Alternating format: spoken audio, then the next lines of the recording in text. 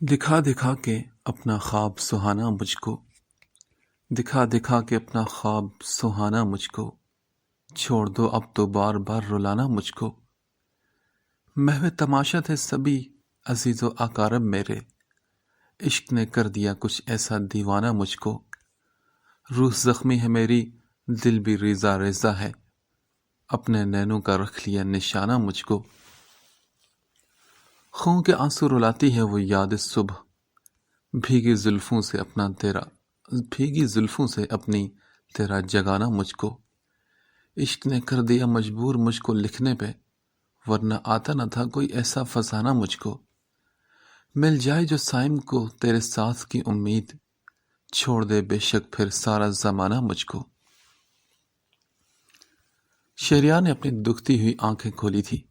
وہ اس وقت بیڈ پر لیٹا تھا، رات دیر تک جاگتا وہ ماہنور کی سوچوں میں گم رہا تھا کہ نہ جانے وہ کہاں ہوگی، ضرور کہیں رو رہی ہوگی، اسے کتنا دکھ ہوا ہوگا نا۔ اسے خود پر غصہ بھی آیا کہ اسے ماہنور پر ہاتھ نہیں اٹھانا چاہیے تھا، وہ ایسا کیسے کر گیا؟ وہ لڑکی تو اس کی محبت تھی، اور عاشق تو محبوب پر آنچ بھی نہیں آنے دیا کرتے، پھر وہ کیسے ہی خود ہی اپنے محبوب کو توڑ رہا تھا؟ اسے ہر موڑ پر دکھ دے رہا تھا اور خود بھی دکھ برداشت کر رہا تھا۔ ساری رات سوچ سوچ کر وہ پاگل ہو چکا تھا۔ وہ اس کی محبت میں دیوانی لڑکی جسے اس نے ہمیشہ آنسو دیے تھے، اس کا دل توڑا تھا، پر بدلے میں وہ خود بھی کہاں چین سے رہا تھا۔ وہ اسے تڑپا کر خود اس سے بھی زیادہ تڑپا کرتا تھا۔ شاید اسے درد برداشت کرنے کی عادت ہو گئی تھی، تبھی سب کچھ ٹھیک ہو جانے کے باوجود بھی وہ اس درد کو اپنے اور ماہنور کے بیچ سے نکلنے نہیں دے رہا تھا۔ ورنہ وہ لڑکی تو اس کی بنا دی گئی تھی، بس ایک قدم کا فاصلہ تھا جسے طے کر کے وہ اسے اپنے حصار میں لے سکتا تھا، پر وہ اپنی زندگی میں خود ہی ولن بن کر اپنا اور اس معصوم لڑکی کا جینا حرام کر رہا تھا۔ اسے ہاتھ بڑھا کر آنکھوں کو زور سے دبایا۔ صبح فجر کی نماز پڑھ کر کہیں اس کی آنکھ لگی تھی، پر خواب میں بھی اس نے ماہنور کو ہی دیکھا، روتے ہوئے، سسکتے ہوئے، اور وہ خود بھی تو تھا، اسے دور سے دیکھتا ہوا، آنکھوں میں چبن لیے۔ وہ چاہتا تو آگے بڑھ کر اس لڑکی کو تھام لیتا، پھر نہ وہ پیاری لڑکی روتی اور نہ ہی اس کا دل جلتا۔ دونوں مل جاتے تو دلوں کو سکون مل جاتا، پر وہ ایک ہو کر بھی الگ الگ تھے۔ اس نے گردن پھیر کر وال کلاک کو دیکھا تو صبح کے 10 بج رہے تھے۔ وہ آج تک اتنی دیر تک نہیں سویا تھا۔ وہ اٹھ کر بیٹھا، کسی نے اسے جگایا بھی تو نہ تھا۔ وہ بالوں میں ہاتھ پھیر کر انہیں ٹھیک کرنے لگا۔ اس کے وجود پر ڈھیر سارا بوجھ تھا، دل کر رہا تھا کہ کہیں دور بھاگ جائے۔ وہ کسی کا سامنا نہیں کرنا چاہتا تھا، ماہنور کا تو بالکل نہیں۔ ابھی وہ انہی سوچوں میں گم تھا جب واش روم کا دروازہ کھلا اور ماہنور باہر آئی۔ وہ نہا کر نکلی تھی، گیلے بالوں کو ٹاول سے خشک کرتی وہ ڈریسنگ ٹیبل کی طرف بڑھی۔ اس سے شہریار کو مکمل اگنور کیا تھا۔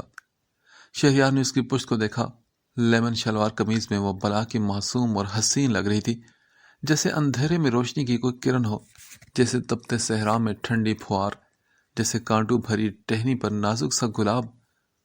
وہ خاموشی سے اسے دیکھے گیا۔ ماہنور کے چہرے پر رات والی بات کے کوئی اثرات نظر نہیں آ رہے تھے، وہ پوری طرح سے اسے اگنور کر رہی تھی۔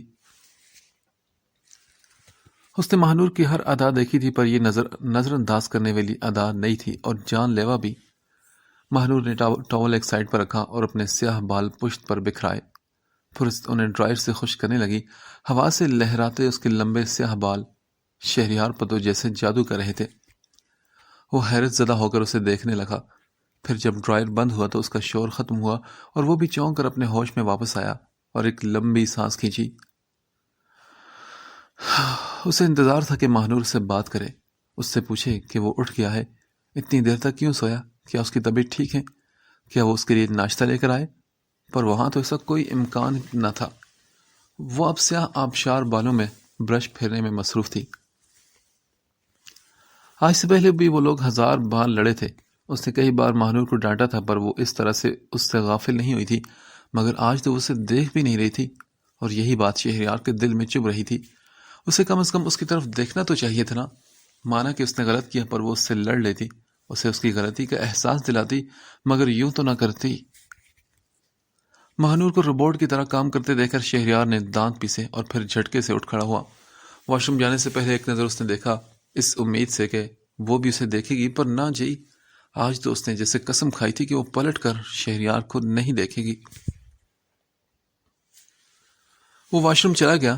دروازہ بند ہوا تو ماہنور نے نظر پھیر کر بند دروازے کو دیکھا۔ اس نے فیصلہ کر لیا تھا کہ وہ اب شہریار کو اس کے حال پر چھوڑ دے گی، اس سے نہ اب تو بات کرے گی اور نہ ہی اسے تنگ کرے گی، بس اپنے کام سے کام رکھے گی۔ اس نے برش کر کے بال کھلے ہی چھوڑے۔ اس کے بال کافی گھنے تھے، اس لیے مکمل خشک نہیں ہوئے تھے۔ اس نے الماری سے اپنا بڑا سا نیٹ کا دوپٹہ نکالا، شیشے کے سامنے آ کر اس نے سر پر لیا۔ دوپٹے سے نگلتی لٹیں اس کے چہرے کا طواف کر رہی تھی۔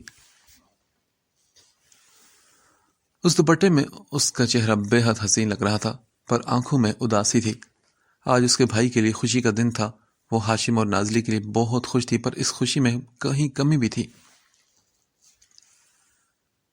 اور وہ کمی تھی شہریار کی، اس کی محبت کی کمی۔ وہ چاہ کر بھی اپنی آنکھوں سے چھلکتے دکھ کو چھپا نہ سکی۔ کاش آپ میری محبت کو سمجھ پاتے شہریار، کہ میں نے آپ کو کس حد تک چاہا ہے، پر آپ نے تو مجھے توڑ دیا۔ مانا کہ آپ کے ساتھ برا ہوا، پر جو آپ نے میرے ساتھ کیا وہ بھی تو اچھا نہیں کیا۔ اب یہ ماہنور آپ کو کبھی تنگ نہیں کرے گی، کبھی بھی نہیں۔ ایک لمبی سانس بھر کر اس نے خود پر کنٹرول کیا، اپنے لبوں پر مسکراہٹ سجائی اور پھر ڈریسنگ ٹیبل کے سامنے سے چیزیں سمیٹنے لگی۔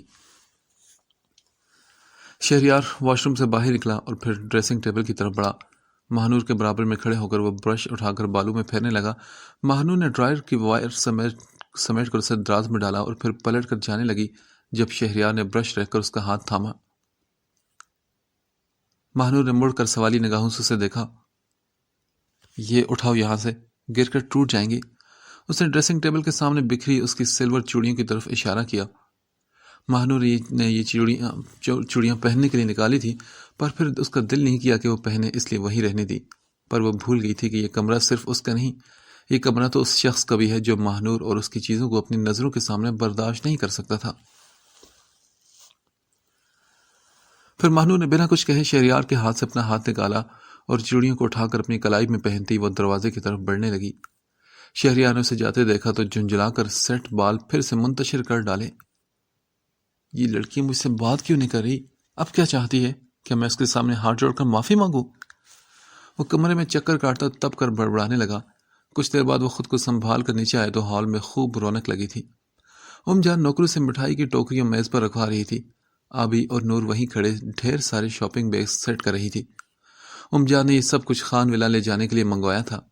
مٹھائی، کپڑے، مہندی، چوڑیاں اور نازلی کے لیے سونے کا ہار جو انہوں نے اپنی بہو کے لیے اسپیشلی بنوایا تھا۔ وہ پہلی بار نازلی سے ساس ہونے کی حیثیت سے ملنے والی تھی۔ وہ اپنی طرف سے اسے یہ تحفے دینا چاہتی تھی۔ وہ بے پناہ خوش تھی، ایک تو ان باپ بیٹے کے ٹھیک ہو جانے پر، اور دوسرا نازلی کو بہو کی صورت میں پا کر۔ ان کی تو دلی خواہش پوری ہو گئی تھی۔ وہ صبح سے تیاریوں میں لگی تھی اور اس خوشی نے ان کی بیماری کو بھی پیچھے چھوڑ دیا تھا۔ وہ بالکل فریش لگ رہی تھی۔ وہ لوگ نکلنے والے تھے پر خان بابا سے ملنے ساتھ والے گاؤں سے لوگ آگے تو اس لیے وہ لوگ تھوڑا لیٹ ہو گئے تھے۔ ماہنور نے شہریار کو دیکھا تو جلدی سے کچن کی طرف بڑھی۔ وہ ناشتہ تیار کروا چکی تھی۔ اس نے جلدی سے میز پر ناشتہ لگوایا اور پھر بوا سے کہا کہ شہریار کو بلا لائے۔ وہ خود شہریار سے کوئی بھی بات نہیں کرنا چاہتی تھی، اس لیے ناشتہ لگا کر واپس آ گئی اور آبی کے ساتھ گپ شپ مارنے لگی۔ شہریار اسے ایک نظر دے کر بوا کے کہنے پر میز کی طرف بڑھا۔ وہ بے دلی سے ناشتہ کر رہا تھا جب جان کام سے فری ہو کر اس تک آئی۔ شہریار، آپ کی طبیعت ٹھیک نہیں ہے کیا؟ انہوں نے اس کی پیشانی کو چھو کر پوچھا۔ بس تھوڑا سا سر درد ہے جان، اس نے سچ بتایا کیونکہ رات سے اس کے سر میں شدید درد تھا۔ اچھا، آپ ایسا کریں کہ ناشتہ کریں اور پھر ٹیبلٹ لے لیں۔ وہ اس کا گال تھپک کر بولی تو شہریار نے مسکرا کر سر ہلایا۔ پھر جان ماہنور کی طرف بڑھی۔ شہریار، ناشتہ کر لے تو انہیں ٹیبلٹ دینی ہے آپ نے۔ وہ بیٹی سے کہہ کر آگے بڑھ گئی۔ ان دونوں کے بیچ کھچاؤ کو وہ کب سے محسوس کر رہی تھی پر کچھ کہہ نہ پائی۔ پھر کچھ دن پہلے ان کے بیچ سب کچھ نارمل ہو گیا تھا، پر آج پھر انہوں نے ان دونوں کے بیچ خاموشی کی فضا دیکھی تھی۔ اور یہ چونکہ میاں بیوی کے آپس کا معاملہ تھا اس لیے وہ اس بارے میں بات نہ کر سکی، بڑی ہونے کے ناطے وہ انہیں ایک دوسرے کے قریب لا کر انہیں غلط فہمیاں دور کرنے کا موقع ضرور دینا چاہتی تھی۔ شہریار نے جان کی بات پر نور کو دیکھا جو اپنے لب کاٹ رہی تھی۔ تبھی اس نے نظر اٹھا کر شہریار کو دیکھا تو وہ جھٹ سے نظریں پھیر کر جوس پینے لگا۔ وہ ناشتہ کر چکا تو ماہنور ٹیبلٹ لے کر اس کی طرف بڑھی۔ وہ سامنے کھڑی تھی پر وہ جان بوجھ کر انجان بن گیا تھا، جیسے اسے دیکھا ہی نہ ہو۔ وہ چاہتا تھا کہ اس سے بات کرے، اسے کہے کہ شہریار یہ لے ٹیبلٹس۔ اس نے سوچا کہ اب تو ماہنور کو ضرور بولنا پڑے گا۔ وہ منتظر تھا کہ اسے پکارے۔ اپنی سوچ پر وہ دل ہی دل میں مسکرا رہا تھا۔ تبھی ماہنور نے ایک صاف پلیٹ اٹھا کر اس کے سامنے رکھی اور پھر ٹیبلٹ نکال کر اس پر رکھی، ساتھ ہی دودھ کا گلاس اور رکھا، اور اگلے ہی پل وہ پلٹ کر وہاں سے چلی گئی۔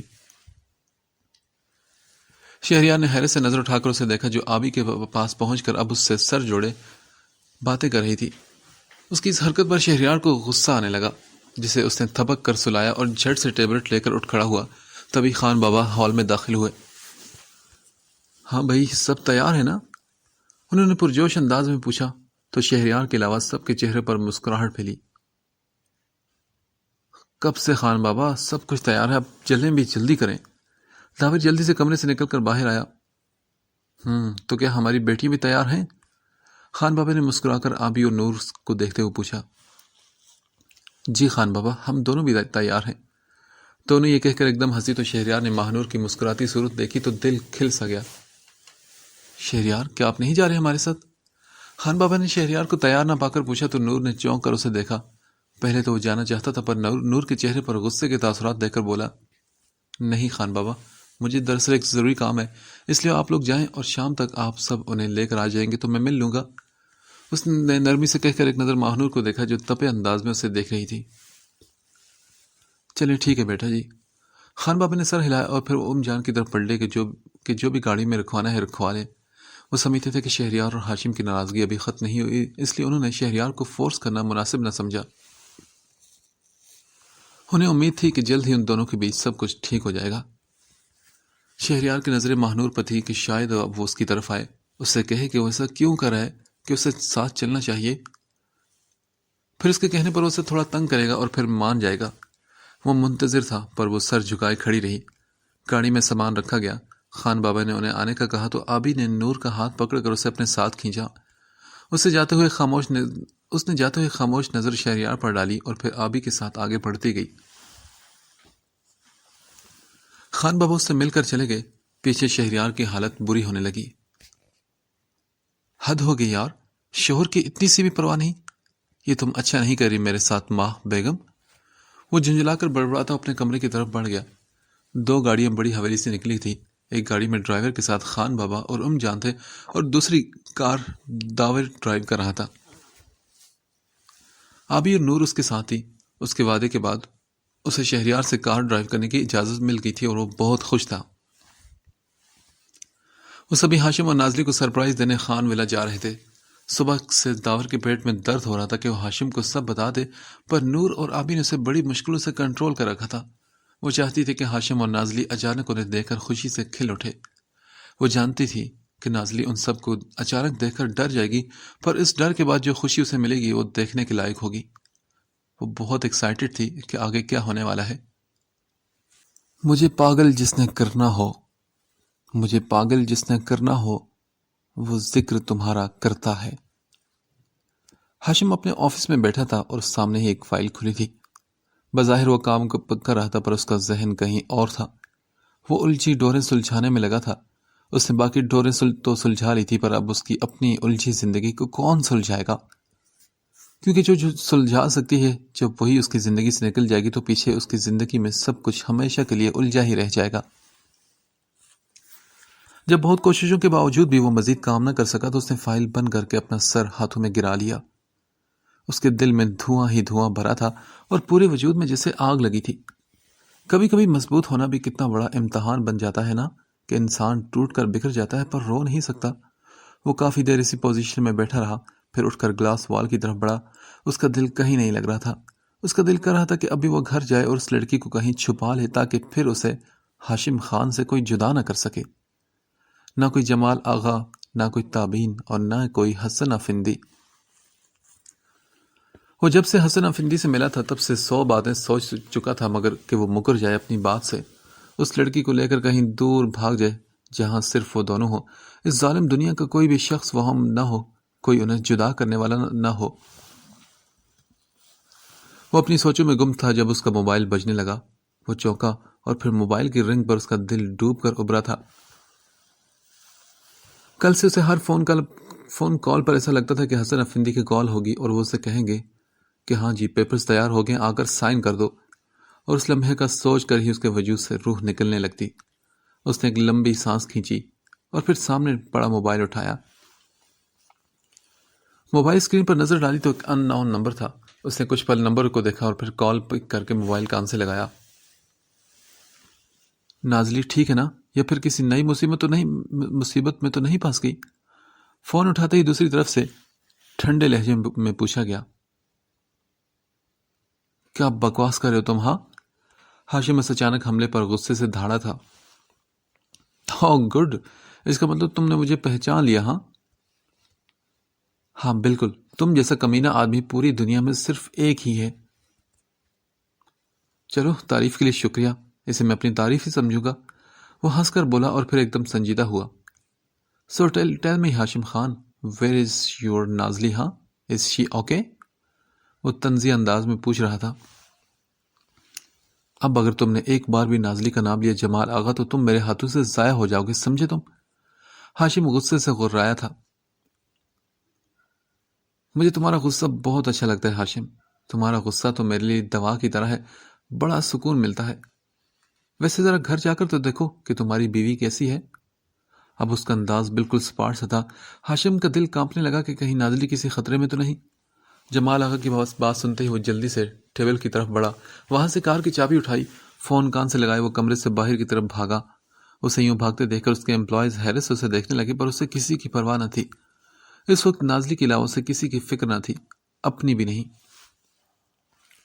آئی سویر جمال آغا، اس بار اگر تم میرے ہاتھوں سے بچو گے نہیں، اگر تم نے کچھ بھی برا کیا تو۔ ہاشم لفٹ کی طرف تیزی سے بڑھتا ہوا دانت پیس کر بولا۔ یہ تو آگے دیکھا جائے گا، فی الحال تم گھر پہنچو۔ دوسری طرف سے نفرت سے پر لہجے میں جواب آیا اور پھر فون بند کر دیا گیا۔ لفٹ سے نیچے آتے ہی ہاشم نے نازلی کا نمبر ٹرائی کیا، پر اس کا موبائل بند جا رہا تھا۔ وہ تیزی سے آفس بلڈنگ سے باہر نکلا، کار میں بیٹھ کر اس نے کار فوراً آگے کی طرف بڑھائی تھی۔ وہ کبھی نازلی کا نمبر ٹرائی کرتا تو کبھی اس کمینے کا جو ایک کال کے بعد نمبر بند کر چکا تھا۔ اس کے دل سے تو بس یہی دعا نکل رہی تھی کہ نازلی جہاں بھی ہو بس ٹھیک ہو۔ وہ جتنا بھی مضبوط شخص ہوتا، پر اس وقت اس کا دل مٹھی میں جکڑا گیا تھا۔ اس کے ہاتھ پاؤں کانپ اٹھے تھے۔ اس نے کار فل سپیڈ پر چھوڑ دی۔ 15 منٹ بعد وہ گھر پہنچا تو کار باہر کھڑی کر کے وہ گیٹ کی طرف بھاگا تھا۔ واچ مین نے اسے دیکھ کر جلدی سے گیٹ کھولا۔ نازلی بی بی کہیں گئی ہیں یا کوئی یہاں آیا ہے؟ اس نے فوراً واچ مین سے پوچھا۔ نہیں صاحب، ایسا تو کچھ نہیں ہوا۔ واچ مین کو جو خبر تھی اس نے بتا دیا۔ وہ تو انجان تھا کہ نازلی تو کہیں چلی گئی تھی۔ اس کی بات پر ہاشم نے ایک لمبی سانس بھری اور پھر جلدی سے اندر کی طرف بڑھا۔ اس نے ہال میں پہنچ کر اونچی آواز لگائی، نازلی۔ پھر وہ کمرے کی طرف بڑھا، دروازہ کھول کر جھانکا، نازلی کہاں ہو تم؟ پر وہ کہیں نہیں تھی۔ کیا ہو سب خیریت ہے؟ گلجان پریشان سی کچن سے باہر آئی۔ گلجان، نازلی کہاں ہے؟ صاحب جی، وہ تو صبح سے اپنے کمرے سے نہیں نکلی۔ کیا مطلب؟ وہ تو کمرے میں نہیں ہے، ہاشم نے بے چینی سے کہا۔ صاحب، پھر شاید وہ اوپر ہوں گی۔ گلجان نے فکر مندی سے پینٹنگ روم کی طرف اشارہ کیا تو ہاشم بنا کچھ کہے اوپر کی طرف بھاگا تھا۔ پینٹنگ روم، باقی کمرے، سب جگہ دیکھا پر وہ کہیں نہیں تھی۔ اس کا غصے سے برا حال تھا۔ وہ نیچے آیا اور سب نوکروں کو اپنے سامنے بلایا۔ امجد بابا، مالی، واچ مین، سامان لانے والا لڑکا اور گلجان سبھی سر جھکائے کھڑے تھے۔ آپ سب کی موجودگی میں نازلی گھر سے نکل گئی اور آپ لوگوں میں سے کسی کو خبر نہ ہوئی؟ کیا اس لیے میں نے آپ سب کو یہاں رکھا ہے؟ آپ لوگوں کا کہنا ہے کہ کوئی گھر میں نہیں آیا اور وہ گھر سے باہر نہیں گئی، تو پھر وہ کہاں گئی؟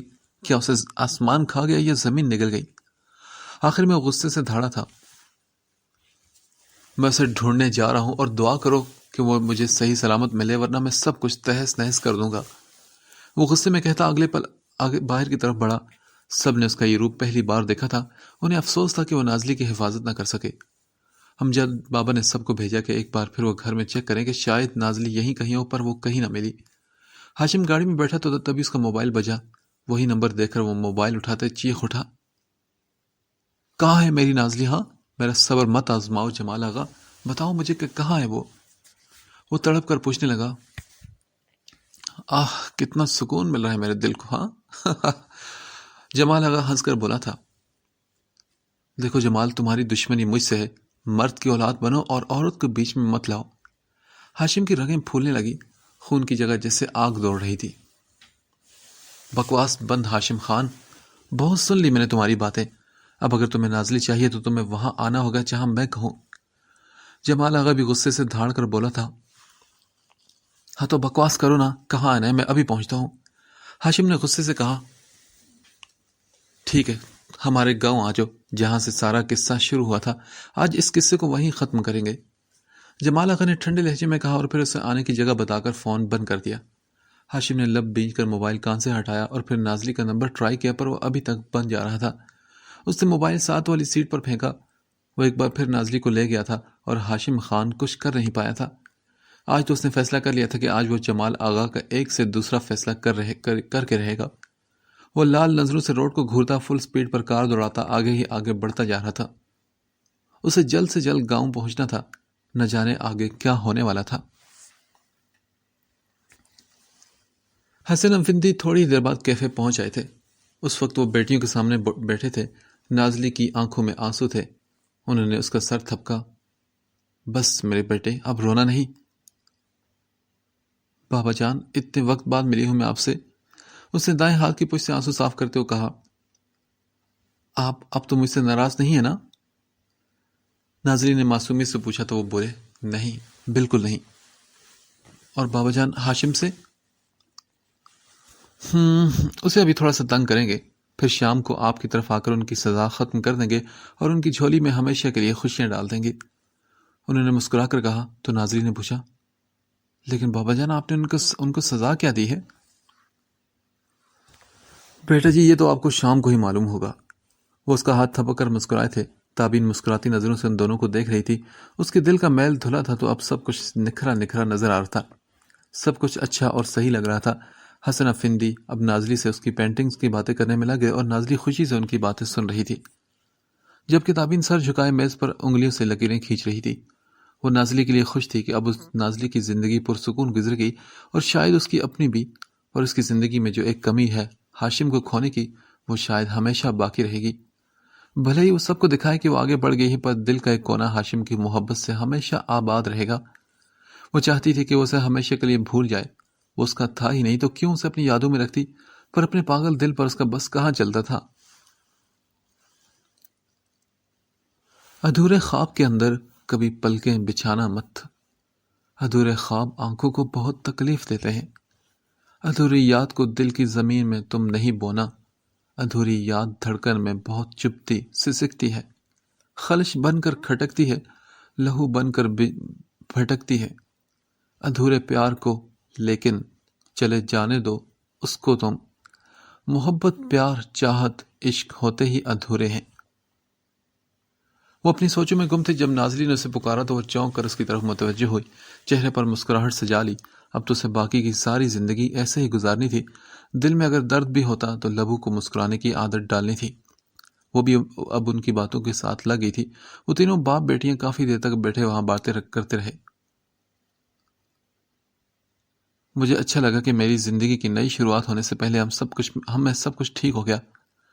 تابین بات ختم کر کے مسکرائی تھی۔ نئی شروعات؟ نازلی نے سوالی نگاہوں سے اسے دیکھا۔ ہاں بالکل، نیکسٹ ویک میری شادی ہے۔ تابین ہنس کر بولی، پر اس کی آنکھوں میں اداسی تھی۔ آپ کی شادی؟ لیکن کس سے آپی؟ نازلی حیران ہو کر بولی۔ تو تابین نے کہا، جمال آغا سے، اور کس سے؟ اس کی بات پر نازلی کی آنکھیں حیرت سے پھیل گئی۔ اس کی آنکھوں کے سامنے اسفی کا چہرہ لہرایا۔ اس کی تابین کے لیے بے پناہ محبت یاد آئی۔ تابین کو تو اسفی ملنا چاہیے تھا، پھر جمال آغا کیوں؟ وہ تابین سے اسفی کے حوالے سے بات کرنا چاہتی تھی، پر بابا جان کے سامنے کچھ کہہ نہ پائی۔ پر آپی، جمال آغا سے شادی کیوں کر رہی ہیں آپ؟ اس نے جھجک کر تابین کو دیکھتے ہوئے پوچھا تو تابین ایک دم مسکرائی۔ ہاں یار نازلی، کسی نہ کسی سے تو شادی کرنی ہے نا، اور ویسے بھی جمال میرا اچھا دوست ہے اور ایک اچھا انسان ہے، تو اسے سمجھنے میں مسئلہ نہیں ہوگا۔ اس کے ساتھ زندگی اچھی گزرے گی۔ اس نے جمال آغا کو اچھا دکھانا چاہا، پر وہ جتنا کمینہ تھا نازلی اچھے سے جانتی تھی۔ پھر شام کو تابین سے اس بارے میں بات کرنے کا سوچ کر اس وقت اس نے صرف سر ہلانے پر اکتفا کیا۔ حسن افندی نے کافی ختم کی اور پھر بازو پر بندی گھڑی پر نظر ڈالی۔ 12 بج چکے ہیں، مجھے کام ہے، تو آپ لوگ جانا چاہیں گی یا ابھی کچھ وقت بیٹھنا ہے؟ انہوں نے دونوں کو دیکھ کر پوچھا۔ بابا جان اب جانا چاہیے کیونکہ کافی دیر ہو چکی ہے، نازلی نے ٹائم دے کر جلدی سے کہا۔ اور ہاں، ہاشم نے لنچ کے لیے بھی تو آنا تھا۔ گھر آ کر اگر وہ پہلے گھر چلا گیا اور اسے وہاں نہ پائے تو ضرور غصہ ہوگا، اس لیے نازلی کو جلد گھر پہنچنا تھا۔ چلیں آئیں پھر۔ اور تابین آپ نے کیا کرنا ہے؟ حسن افندی نے تابین کو دیکھتے ہوئے پوچھا۔ بابا جان آپ نازلی کو چھوڑ دیجئے، میں نے ابھی بوتیک جانا ہے، سو میں آپ سے شام کو ملوں گی۔ وہ مدھم سا مسکرا کر بولی۔ اوکے آپی، شام کو ملتے ہیں۔ تابین کی آواز میں محبت تھی۔ جی انشاءاللہ ضرور، نازلی خوشی سے کہہ کر اس سے الگ ہوئی۔ تابین پہلی بار اس قدر پیار سے اس کے گلے لگی تھی کہ نازلی کا دل خوشی سے بھر گیا تھا۔ اب اسے گھر جانے کی جلدی تھی۔ ہاشم سے ملنا، پھر شام کو بابا جان اور تابین کا آنا، ہاشم انہیں دیکھ کر ضرور شوق رہ جائے گا۔ نازلی کو سوچ سوچ کر خوشی ہو رہی تھی، اور پھر اسے محبت کا اظہار بھی تو کرنا تھا۔ اس کا دیا وائٹ ڈریس پہن کر اس کے انتظار میں پلکیں بچھا کے بیٹھنا تھا۔ وہ جب آئے گا اور اسے اس ڈریس میں دیکھے گا، اف وہ کیا لمحہ ہوگا۔ اس کی سوچوں پر اس سوچ پر اس کے لبوں پر مسکراہٹ پھیلی تھی۔ بابا جان نے انہیں اپنے پیچھے کا آنے کا کہا تو وہ اور تابین بابا جان کے ساتھ کیفے سے باہر نکلی، اور پھر اللہ حافظ کہہ کر تابین اپنی گاڑی کی طرف بڑھی اور وہ حسن افندی کے ساتھ ان کی گاڑی میں جا بیٹھی۔ وہ آج بے انتہا خوش تھی۔ آج ایسا لگ رہا تھا جیسے سب کچھ مل گیا ہو، اس کی جھولی خوشیوں سے بھر گئی ہو۔ امید کے دیے روشن ہوتے جا رہے تھے کہ اب سب کچھ ٹھیک ہو جائے گا۔ اس کی زندگی میں بہار آنے والی تھی، بس کچھ قدموں کا فاصلہ تھا، پھر وہ پھولوں میں کھیلے گی اور اسے کوئی دکھ نہیں ہوگا، وہ ہمیشہ خوش رہے گی۔ وہ اپنی سوچوں میں گم تھی جب حسن افندی کی بات پر چونکی۔ بیٹا جی آپ کو پتا ہے کہ رات کو آپ کی آنی نے مجھے فون کیا تھا؟ حسن افندی نے مسکرا کر بتایا۔ آپ کو فون؟ لیکن کیوں؟ آپ کے بابا جان کی کھینچائی کرنے کے لیے۔ وہ ہنس کر بولے تو نازلی کو افسوس ہوا اور وہ بولی کچھ زیادہ کہہ دیا انہوں نے۔ وہ بابا جان کے بارے میں آنی کے خیالات سے خوب اچھے سے واقف تھی۔ بیٹا جی انہوں نے جو کچھ کہا سچ کہا، کچھ ہاشم کے آنے اور کچھ سیماب کی وجہ سے میری آنکھیں کھل گئی ہیں۔ نازلی کو سمجھ نہ آئی کہ اب وہ کیا کہے، اس لیے بنا کچھ کہے سر ہلا کر کھڑکی سے باہر دیکھنے لگی۔ حسن افندی خاموشی سے کار ڈرائیو کر رہے تھے۔ اس دن ہاشم کے جانے کے بعد وہ لائبریری میں تھے۔ ہاشم جب آیا تھا تو اس کے بتانے پر وہ بہت غصہ ہوئے تھے، پر آہستہ آہستہ اس سے باتیں کر کے، اس کے خیالات جان کر، اس کی محبت کو سمجھ کر انہیں لگا تھا کہ یہ شخص اپنی محبت میں بہت پکا ہے۔ وہ ان کی طرح اپنی محبت سے غافل نہیں تھا۔ اس نے نازلی کی خوشی کے لیے اپنی محبت کو بھی داؤ پر لگا دیا تھا۔ ہاشم خان ایک مضبوط اور محبت کرنے والا شخص تھا۔ اسے آزمانے کے لیے انہوں نے طلاق کا مطالبہ کیا۔ انہیں لگا تھا کہ اس مقام پر آ کر وہ خود غرض ہو جائے گا، اپنی بات سے پھر جائے گا۔ بھلا کون اپنی محبت کو پا کر اسے کھو سکتا ہے؟ یہ کوئی آسان کام تو نہ تھا۔ دل سے لہو ٹپکانا پڑتا ہے اور جان جلانی پڑتی ہے۔ محبت کرنے والوں کو کوئی یوں ہی کھو نہیں دیتا۔ جسم ہزار ٹکڑوں میں ٹوٹ کر بکھرتا ہے، تب کہیں جا کر کوئی اپنی محبت کا سودا کر پاتا ہے۔ اس محبت کے کھیل میں وہ خود بھی تو ہارے تھے۔ اپنی غفلت کی وجہ سے محبت میں انہیں بری طرح مات ہوئی تھی۔ وہ منہ کے بل گرے تھے اور ایسے زخمی ہوئے تھے کہ آج تک وہ زخم بھر نہیں پائے تھے۔ پر ہر کوئی ان کی طرح تھوڑا ہی ہوتا ہے کہ اپنی محبت سے بے پرواہ ہو جائے۔ کوئی لوگ ہاشم خان جیسے بھی ہوتے ہیں جو اپنی محبت پر اپنا آپ وار دیتے ہیں۔ طلاق کی بات ہوئی تو حسن افندی کو لگا کہ اب شاید ہاشم میدان چھوڑ دے، پر اس نے حسن افندی کو یہاں بھی حیران کیا اور ان کی بات مان لی۔ اس بات کی وجہ سے وہ جان گئے تھے کہ اس شخص سے زیادہ ان کی بیٹی کے لیے کوئی دوسرا شخص صحیح نہیں ہو سکتا۔ وہ ان کی بیٹی کے لیے بیسٹ تھا۔ وہ ان کی آزمائش پر پورا اترا تھا۔ پھر صبح تابین ہاشم کی وکیل بن کر ان کے پاس آئی۔ ان کا دل اس کی طرف سے صاف کرنے کی کوشش کرتی رہی۔ وہ انہیں لے کر نازلی کے کمرے میں آئی۔ پھر پینٹنگ روم میں انہوں نے نازلی کی ساری پینٹنگز دیکھی اور اپنی پینٹنگ دیکھ کر انہیں اپنی بیٹی کی محبت کا احساس اور بھی شدت سے ہوا۔ وہ خود بھی تھوڑا بہت اپنی بیٹی سے بدگمان ہو گئے تھے، کچھ لوگوں کا سوچ کر، اور کچھ امثل افندی کی ڈر بھی تھا جس کی وجہ سے وہ نازلی سے کٹ کر رہے، پر اب وہ کسی کے دباؤ میں آنے والے نہ تھے۔ انہیں اب اپنی بیٹی کے حق میں فیصلہ کرنا ہی تھا۔ اور پھر اسی صبح انہیں سیماب کی کال آئی۔ سیماب نے غصے میں انہیں خوب باتیں سنائی کہ پہلے انہوں نے اس کی آپی کا خیال نہیں رکھا اور اب ان کی بیٹی کے ساتھ بھی ایسا ہی کریں۔ کیا آج اگر زنیرہ زندہ ہوتی تو وہ اپنی بیٹی کے ساتھ یہ سب ہونے دیتی؟ کیا وہ بھی اس سے تعلق ختم کر لیتی؟ کیا وہ ایک بار بھی اپنی بیٹی کی بات نہ سنتی؟ جیسے وہ پتھر دل بنے بیٹھے ہیں، کیا زنیرہ بھی ایسا ہی کرتی؟ سیماب کے ان سب سوالوں کا جواب ان کے پاس نہیں تھا۔ وہ جانتے تھے کہ زنیرہ اپنی بیٹی سے کبھی بدگمان نہ ہوتی بلکہ اس کی بات سنتی، اس کی سمجھتی، ان کی طرح اس سے اپنی زندگی سے کبھی نہ نکالتی اسے۔ سیماب کی آخری بات ان کا دل چیر گئی تھی کہ کیا زنیرہ نے ان سے کبھی یہ نہیں کہا تھا کہ اس کی بیٹی کا خیال رکھیے گا؟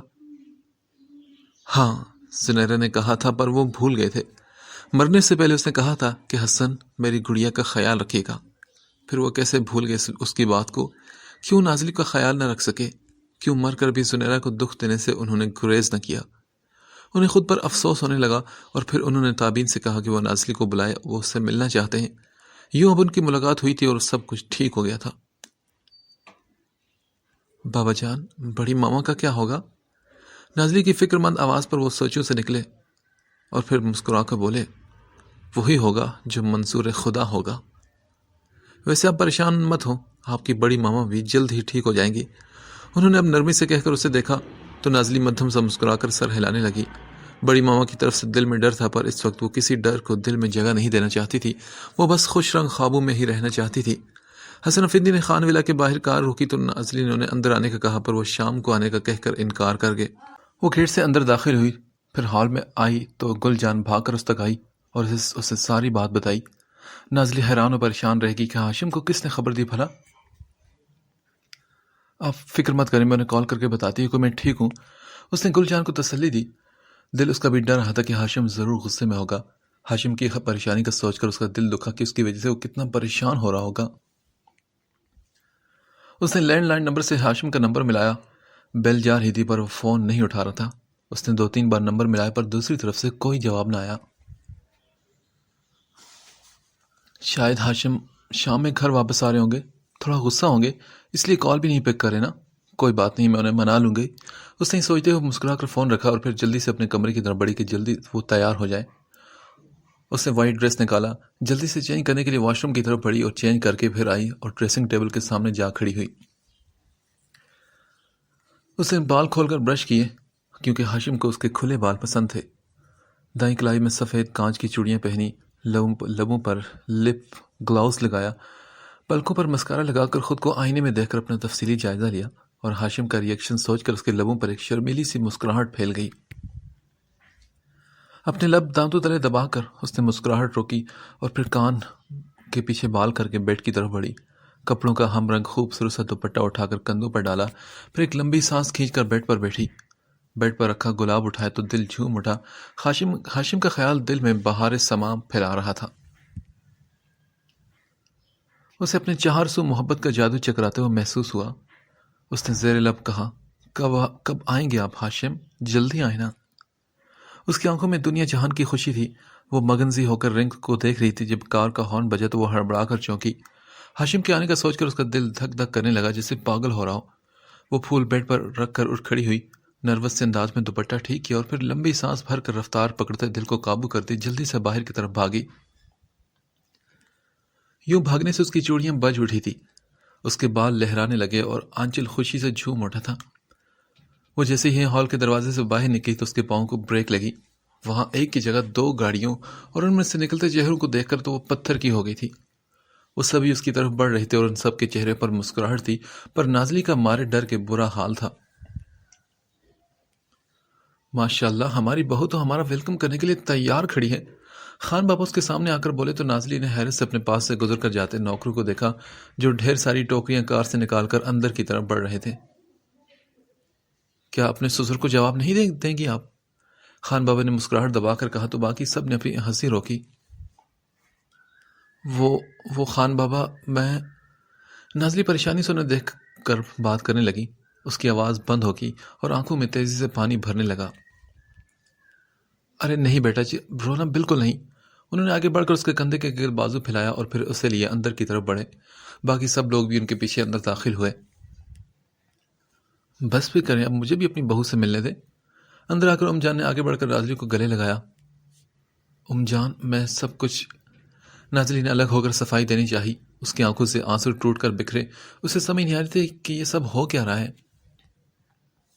بس چپ کر جاؤ بچے، ہمیں سب کچھ معلوم ہے۔ آپ تو میری پیاری سی بیٹی ہیں، آپ کو ڈرنے کی ضرورت نہیں۔ ام جان نے محبت سے کہہ کر اس کے آنسو صاف کیے۔ تو کیا آپ لوگوں کو میں غلط نہیں لگی؟ اس نے نم آواز میں پوچھا۔ نہیں، مگر جو غلط لگا ہے اسے ذرا آنے دے، پھر اس کی اچھے سے خبر لیتے ہیں ہم سب مل کر۔ خان بابا سخت لہجے میں کہتے ہوئے صوفے پر بیٹھے۔ پر خان بابا وہ ان کا ناظری نے پھر ہاتھ مسلتے ہوئے کہا اور اسے سمجھ نہ آئی کہ کوئی کیا بات کہے۔ آبی اور نور مسکراہٹ دبا کر اسے لیے صوفے پر بیٹھی کہ کہیں محترمہ بے ہوش نہ ہو جائیں۔ جان اور داور بھی بیٹھ کے تھے۔ داور تو دلچسپی سے نازلی کو دیکھ رہا تھا۔ اسے اگر خبر ہوتی کہ لالا نے پہلے سے اس حسین لڑکی سے نکاح کیا ہے تو پھر وہ ان دونوں کو خوب تنگ کرتا، پر افسوس ہے کہ اسے بے خبر رکھا گیا۔ ہاں بولو بیٹا جی، کیا ان کی صفائی میں کہیں گے آپ؟ خان بابا نے اسے دیکھتے ہوئے کہا تو وہ ان کی طرف دیکھنے لگی۔ تبھی نور نے اس کے کان میں کہا، بولو بھی، لالا کے حق میں نہیں بولو گی تو پھر انہیں سزا ملتی رہے گی۔ ناظرین نے پریشان نظروں سے اسے دیکھا۔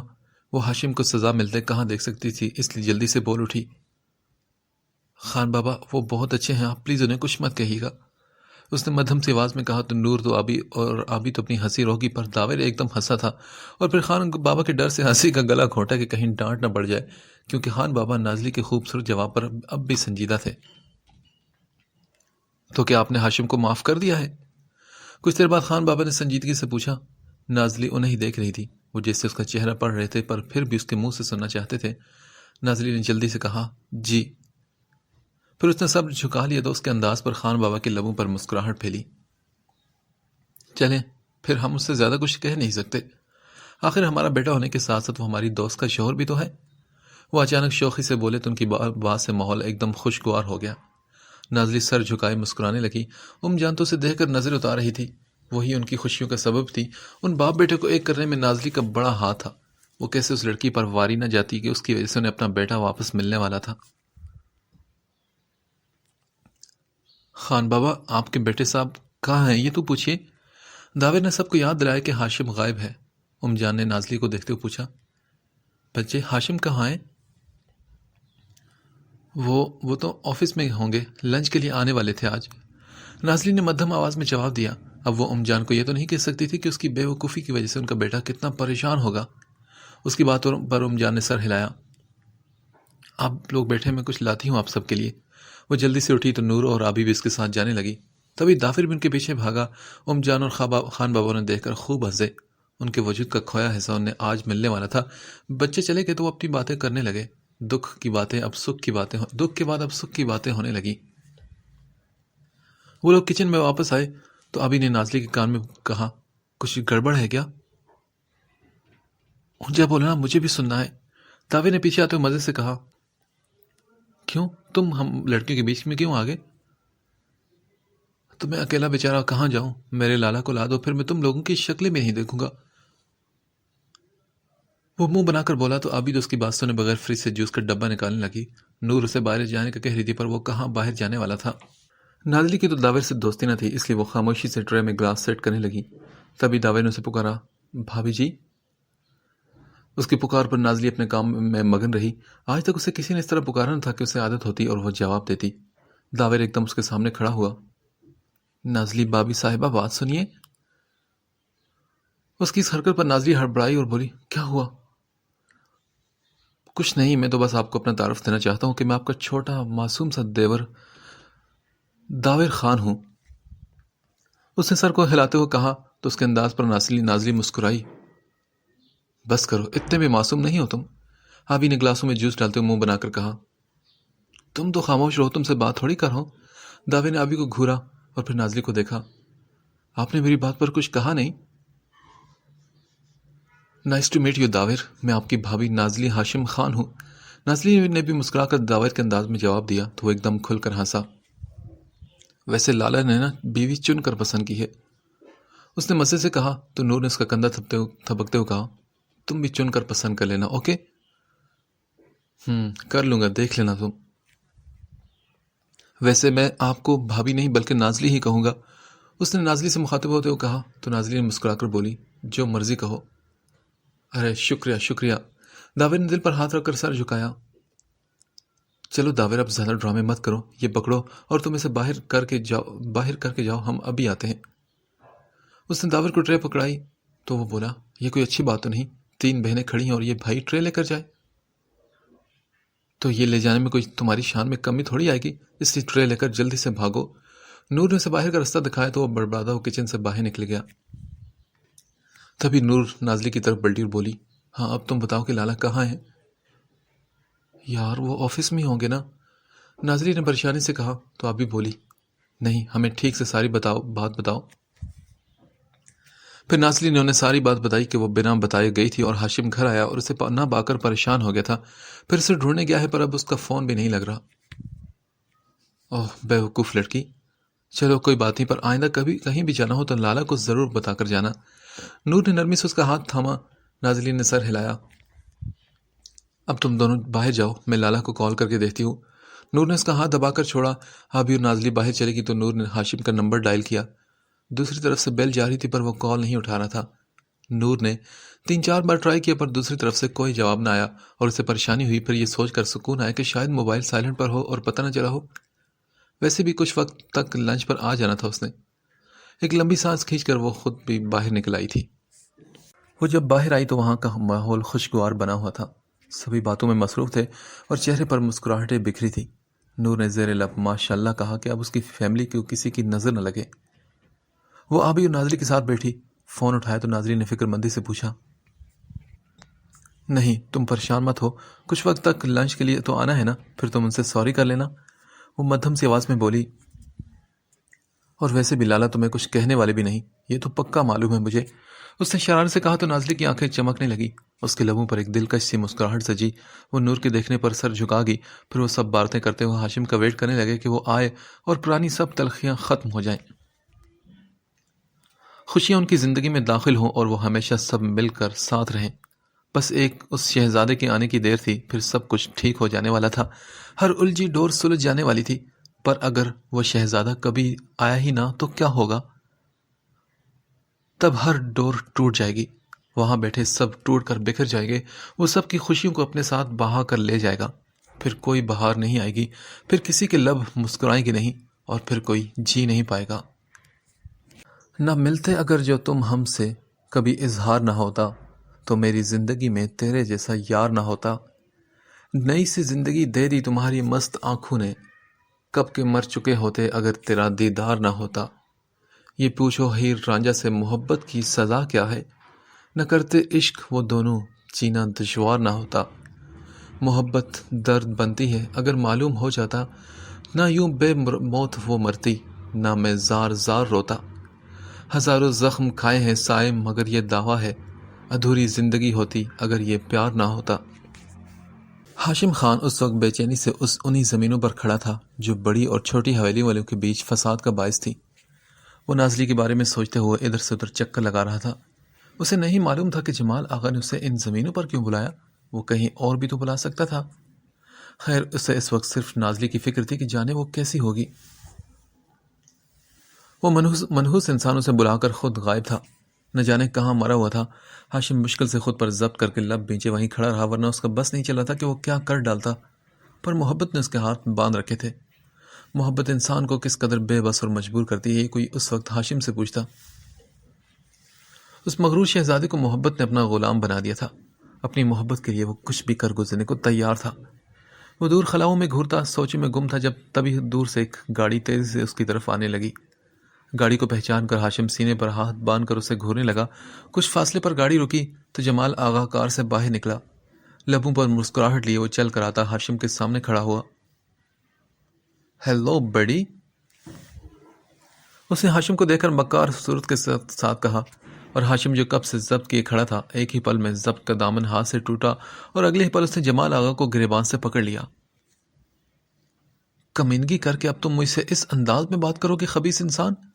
ہاشم نے اسے زور سے جھنجھوڑا تو جمال آغا کا چہرہ ایک دم سنجیدہ ہوا اور وہ جلتی نگاہوں سے ہاشم کو دیکھنے لگا۔ وہ خود بھی ہاشم کی طرح لمبا چوڑا تھا، مضبوط بھی تھا، پر ہاشم کے سامنے اس کی طاقت ہمیشہ کم بڑھ جاتی تھی۔ ہر میدان میں وہ ہمیشہ ہاشم سے ایک قدم پیچھے رہا اور یہی بات اسے گوارا نہ تھی۔ یہی بات اسے ہاشم سے ہر بار مزید نفرت کرنے پر اکساتی تھی، اور اب تو وہ ایسے مقام پر تھا جہاں کیا ہی کوئی دیوانہ عاشق ہوتا۔ وہ اپنی محبت میں نہیں اپنی نفرت میں عاشق بن گیا تھا۔ لوگ جیسے محبت میں اپنے محبوب کو خوش رکھنا چاہتے ہیں، ویسے وہ نفرت میں اپنے سامنے کھڑے شخص کو ہمیشہ دکھ ہی دینا چاہتے ہیں. جیسے عاشق اپنے محبوب کو مرتے نہیں دیکھ سکتا، ویسے ہی وہ اپنے دشمن کو جیتے نہیں دیکھ سکتا. لوگ کہتے ہیں کہ محبت مشکل ہوتی ہے. ارے کوئی انہیں بتائے کہ یہ نفرت بھی اتنی ہی مشکل ہوتی ہے. کوئی عاشق عشق میں اتنا نہیں تڑپتا ہوگا جتنا ایک شخص نفرت میں تڑپتا ہے. نفرت بھی ایسی ویسی نہیں، بچپن سے پروان چڑھتی نفرت جو جوانی سے لے کر آج اسے اس مقام تک لے آئی تھی کہ اب وہ یا تو خود اس دنیا میں رہنا چاہتا تھا یا پھر ہاشم کو رہنے دینا چاہتا تھا. بہت برداشت کر لیا تھا اس نے، مگر اب اور نہیں. آج آر یا پار کوئی ایک فیصلہ ہونے والا تھا. نازلی کہاں ہے کمینے انسان؟ ہاشم کی دھاڑ پر وہ اسے دیکھنے لگا اور پھر پرسکون انداز میں بولا، کہاں ہونا چاہیے وہ؟ جمال آغا بہت ہو گئے تیرے گندے کھیل، بتاؤ مجھے نازلی کہاں ہے؟ ہاشم نے غصے سے کہا. جمال آغا کا گریبان اب بھی اس نے تھام رکھا تھا. جمال آغا نے خود کو چھڑانے کی ذرا سی بھی کوشش نہ کی، جیسے اسے کوئی فرق ہی نہ پڑا ہو. ایک بات تم مجھے بتاؤ ذرا، نازلی تمہاری بیوی ہے یا میری جو تم اس کے بارے میں مجھ سے پوچھتے رہتے ہو؟ وہ طنزیہ سا ہنس کر اسے دیکھنے لگا تو اس کی بات پر ہاشم کی کن پٹی پر رگیں ابری. اس کا چہرہ لال ہوا اور پھر اس کا مضبوط ہاتھ اٹھا اور جمال آغا پیچھے کی طرف گر پڑا. اس کا چہرہ گھوم کر رہ گیا تھا. ہر وقت بکواس، ہر وقت کمینگی، تم انسان ہو یا شیطان؟ وہ غرا کر جمال آغا کی طرف بڑھا. آج تو تمہارا قصہ ختم کرنا پڑے گا جمال آغا، ورنہ تم یوں باز آنے والوں میں سے نہیں ہو. اس نے جمال آغا کو کھینچ کر کھڑا کیا. وہ چہرے پر ہاتھ رکھے ہاشم کو نفرت سے گھور رہا تھا.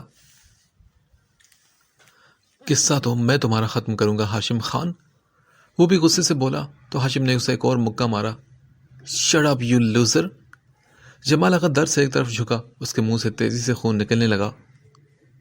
میں آخری بار پوچھ رہا ہوں جمال آغا، بتاؤ کہ نازلی کہاں ہے؟ اس کی باہری آواز غصے سے کانپ رہی تھی. جمال آغا نے اس کی بات پر شعلہ بار نظروں سے اسے دیکھا اور پھر اپنے گندے الفاظ سے اس کے دل کو نوچا. تمہاری نازلی میرے گھر، میرے کمرے، میرے بیڈ پر ہے. اس نے گری ہوئی بات کر کے ہاشم کو آگ لگانے والے انداز میں دیکھا اور پھر مکاری سے ہنس کر اپنے لبوں پر زبان پھیری. اور اس کی اس بات نے تو ہاشم کو جیسے جلتی آگ میں دھکیل دیا تھا. اس کی ہستی کو جلا کر خاک کر ڈالا تھا. ہاشم غصے سے تپ اٹھا اور پھر کوئی ہاشم کو روکتا تو روکتا کیسے؟ تم گندے غلیظ آدمی، تمہاری اتنی ہمت! ہاشم حلق کے بل دھاڑ کر بولا. پھر اس کا ہاتھ اٹھا تو رکنا بھول گیا تھا. جمال آغا مار کھا کھا کر زمین پر ڈھیر ہوا پر ہاشم نے بس نہیں کی. وہ تو جیسے غصے سے پاگل ہو رہا تھا، جبکہ جمال آغا مار کھا کر بھی ہنس رہا تھا اور اس کی یہ ہنسی ہاشم کو اور آگ لگا رہی تھی. تمہارا وہ حال کروں گا کہ آج کے بعد تم ہنسنا اور گندی باتیں منہ سے نکالنا بھول جاؤ گے کمینے انسان. ہاشم نے چبا کر کہتے اس کے منہ پر مکہ مارا. جمال آغا درد سے دوہرا ہوا مگر اب ہنسی اس کی رکی تھی. اس نے پھر سے مارنے کے لیے ہاتھ اٹھائے تو جمال آغا نے جلدی سے چہرے کے سامنے ہاتھ رکھ کر اسے مارنے سے روکا. اچھا یار ذرا رک تو جاؤ، اب کیا جان سے مار دو گے؟ وہ بیچارگی سے بولا تو ہاشم نے کہا، نہیں آج تو تمہارا کھیل ختم کر کے رہوں گا. نہیں یار بس مارنا مت، اب اور ہمت نہیں. نازلی کا بتاتا ہوں سن لو. اس نے منہ سے نکلتے خون صاف کرتے ہوئے کہا. خون نے اس کی سفید شرٹ کو بھی بھر دیا تھا. نازلی کے نام پر ہاشم نے اسے ایک جھٹکے سے اسے چھوڑا اور بولا، بتاؤ کہاں ہے وہ؟ یار نہیں ہے تمہاری بیوی میرے پاس، وہ تو تابین کے ساتھ ہے. سدھر گئی تابین تمہاری محبت کی وجہ سے. نازلی سے اپنے گناہوں کی معافی مانگنا چاہتی ہے، اس لیے اس نے بلایا تھا. وہ رک کر ہنستے ہوئے بولا، وہی تابین جو انتقام لینا چاہتی تھی نازلی سے، مگر اب اس کے سامنے ہاتھ پاؤں جوڑ رہی ہوگی وہ. خیر میں نے اسے فون کیا تو مجھے تب پتا چلا کہ نازلی کا موبائل گر کر ٹوٹ گیا ہے اور وہ اگلے کچھ گھنٹے تابین کے ساتھ ہے. تو پھر میں نے سوچا کیوں نہ اپنے بچپن کے دشمن کے ساتھ ذرا یہ کھیل کھیلا جائے. وہ آنکھ مار کر ہنسا. ہنسنے سے منہ کو تکلیف ہوئی تو چہرے کو ہاتھ سے دبانے لگا. ویسے کیا مارتے ہو تم یار، ایک ایک ہڈی ہلا دی ہے میری، جبڑا تک ہل کر رہ گیا میرا. اس نے ہاشم کو دیکھ کر کہا اور پھر اس کی سنجیدہ صورت دیکھ کر بولا، ہاں میں جانتا ہوں کہ تمہیں یقین نہیں مجھ پر. رکو تابین کے منہ سے سن لو. اس نے موبائل نکال کر تابین کو کال ملائی. اس سے نازلی کو پوچھا تو اس نے بتایا کہ وہ تو کب کی گھر جا چکی ہے اور یہ کہ ان کے بیچ سب کچھ ٹھیک ہو چکا ہے. اس کی باتیں سن کر ہاشم کے دل میں سکون اترا. فی الحال اسے حسن افندی کا نہیں معلوم تھا، بس تابین کا نازلی سے ملنا اور امن کا جھنڈا لہرانا ہی اسے خوشی دے گیا تھا. اس بات پر ہاشم کا غصہ کچھ ٹھنڈا ہوا. جمال آغا نے فون بند کر کے اسے دیکھا. اب بتاؤ کیسا لگا پھر یہ کھیل؟ ہاں تم ایک نمبر کے گھٹیا اور کمین انسان ہو جمال آغا۔ ہاشم نے اسے غصے سے جواب دیا تو جمال آغا درد کی پرواہ کیے بنا اب کی بار دل کھول کر ہنسا۔ اسے تو میں اپنی تعریف ہی سمجھوں گا کیونکہ یہاں میں تم سے آگے ہوں، پہلے نمبر پر ہوں۔ یہاں ہاشم خان کا آج کوئی ذکر نہیں، یہاں صرف جمال آغا ہے۔ وہ مزے سے کہتا پھر ہنسنے لگا تو ہاشم کو وہ کوئی پاگل انسان لگا۔ سائیکو انسان؟ ہاشم نے غصے سے کہا اور پھر وہ پلٹنے لگا کہ یہاں سے جائے۔ کیا اس پاگل آدمی کے ساتھ اپنا وقت برباد کر رہا تھا؟ ہاں میں سائیکو ہوں اور تمہاری مسلسل جیت نے مجھے سائیکو بنا دیا ہاشم خان۔ اس کی بات کے جواب میں جمال آغا ایک دم غصے سے دھاڑ کر بولا تھا۔ اچھی بات ہے، بنے رہو تم سائیکو انسان۔ ہاشم لاپرواہی سے کہہ کر جانے لگا۔ تمہیں معلوم ہے کہ آج میں نے تم سے اتنی مار کیوں کھائی؟ اس سوال پر ہاشم نے رک کر اسے دیکھا۔ آخری بار اپنے سب سے بڑے دشمن کی مار کا مزہ لوٹا ہے میں نے، آگے بھلا تم کہاں زندہ رہوگے مجھے مارنے کے لیے؟ میں نہیں چاہتا کہ میں تمہارے جانے کے بعد تمہیں مس کروں، اس لیے سوچا کہ آخری بار تم سے خوب ساری مار کھا لینی چاہیے۔ اب تمہارے دیے ان زخموں کو اپنے ساتھ لے کر پاکستان سے جاؤں گا اور تم میرے دیے زخموں کو لے کر اس دنیا سے جاؤ گے۔ وہ سرد انداز میں اسے دیکھ کر اپنی گاڑی کی طرف بڑھا۔ تو تم مجھے مارو گے؟ ہاں بالکل، خوشی سے۔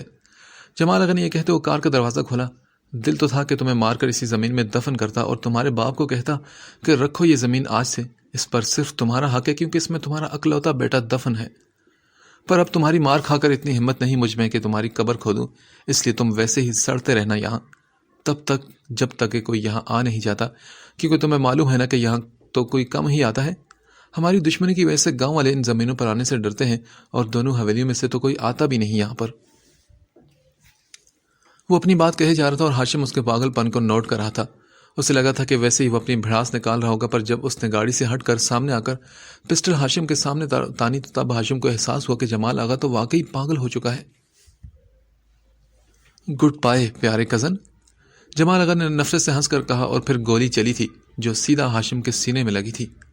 اس کی سیاہ آنکھیں حیرت سے پھیل کر سمٹی تھی، مضبوط قدم لڑکھڑائے تھے۔